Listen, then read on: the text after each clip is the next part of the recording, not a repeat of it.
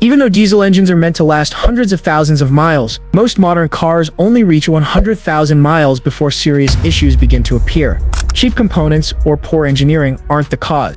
The reason for this is because 5 frequent practices that car dealers won't disclose to you are causing drivers to unintentionally ruin their engines.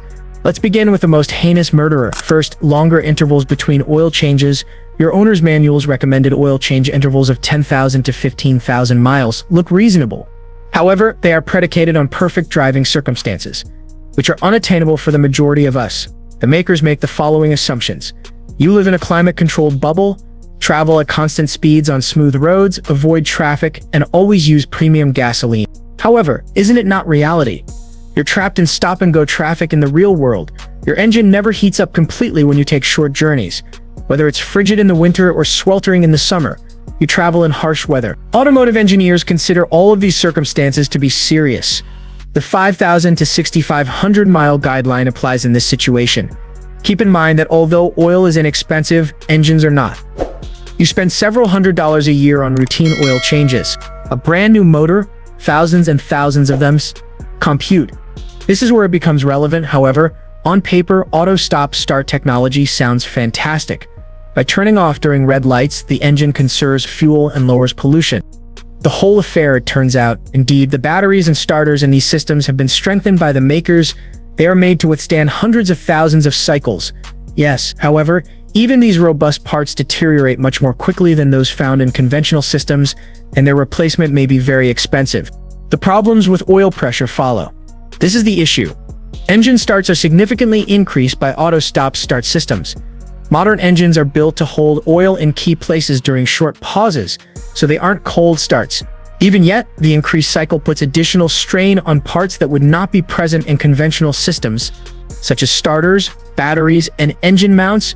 You're looking at accelerated wear when you double this by hundreds of times per day. If your car has a turbocharger, it has an even more serious issue. Turbos run very hot and spin at amazing speeds. That turbo is still spinning and heated when the engine abruptly cuts off. But the oil circulation that cools it has ceased. The answer then? In fact, you can turn off the auto stop-start feature in the majority of autos. You just need to press that button.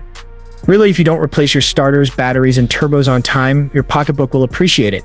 In relation to turbos, diesel drivers are committing an even more costly error. The next step is to start your diesel engine and start revving and driving right away. Your engine's lifespan may be significantly reduced by this alone. This is the sight that occurs innumerable times each day. As soon as the cold diesel engine starts, the driver shifts into gear and leaves. Even worse, it speeds up engine warming by revving it. To be honest, this is a record for diesel engines. Despite their robust construction, diesel engines need time to achieve working temperature. Diesel engines, in contrast to gasoline engines, mostly depend on compression to ignite fuel.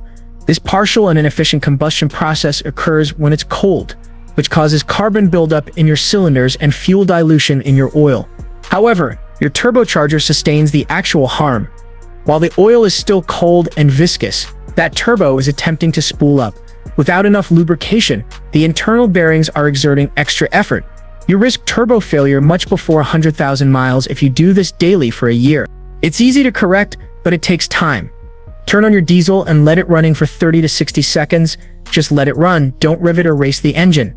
Then during the first several minutes, drive slowly until the temperature gauge begins to move. It will help your engine, your turbo, and your wallet. However, most drivers totally overlook a quiet killer, even if you're an expert at warm-up techniques and oil changes. The fourth is failing to maintain the coolant system. So, how recently have you given your coolant any thought?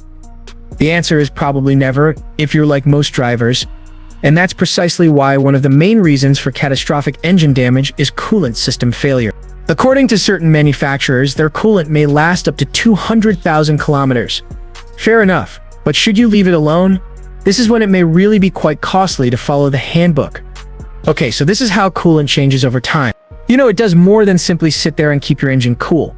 It continuously combats corrosion, neutralizes acids, and prevents scale from accumulating.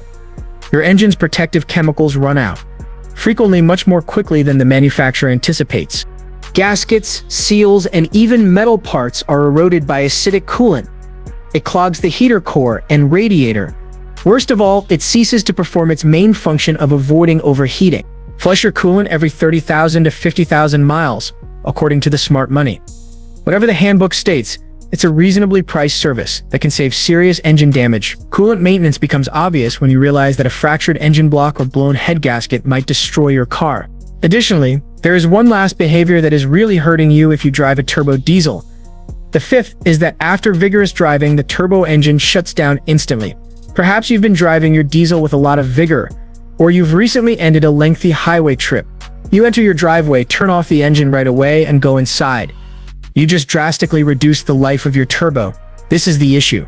For the last several minutes, your turbocharger has been operating at temperatures above 1000 degrees Fahrenheit and rotating at up to 200,000 RPM. That turbo is still spinning and quite hot when you turn off the engine. However, the circulation of oil that cools it simply halted. Water-cooled and oil-cooled systems, included in modern turbos, do function for a brief period of time after shutting off. However, even with these advancements, allowing your turbo to cool down for a few minutes provides inexpensive insurance against costly malfunctions. The answer is straightforward. Allow your engine to idle for 30 to 2 minutes before turning it off after any prolonged or vigorous driving sessions. This keeps the cooling fluid flowing while allowing the turbo to spin down gradually. Your turbo's lifespan may be increased from 100,000 to 200,000 miles or more with only this practice. Those few minutes of idle time are the finest investment you'll ever make, especially because replacing a turbo costs thousands of dollars. The lifespan of your diesel car is intended to exceed 100,000 miles, but only if you quit these 5 bad practices. You should change your oil more often than the handbook recommends. If at all feasible, turn off auto stops. Don't neglect coolant maintenance. Give diesel engines time to warm up and always allow turbocharged engines to cool down completely. These aren't costly adjustments or difficult processes. Simple behaviors distinguish diesel cars that break down before 100,000 miles from those that last a lifetime. You have an option, but keep in mind that you are risking hundreds of dollars in repair expenses each time you neglect these tasks. Your engine is depending on you to choose wisely. That concludes today. Please remember to like and subscribe if you think this video is useful. Additionally, do leave a remark below with any queries or useful advice on diesel maintenance, and thank you if you've read this far.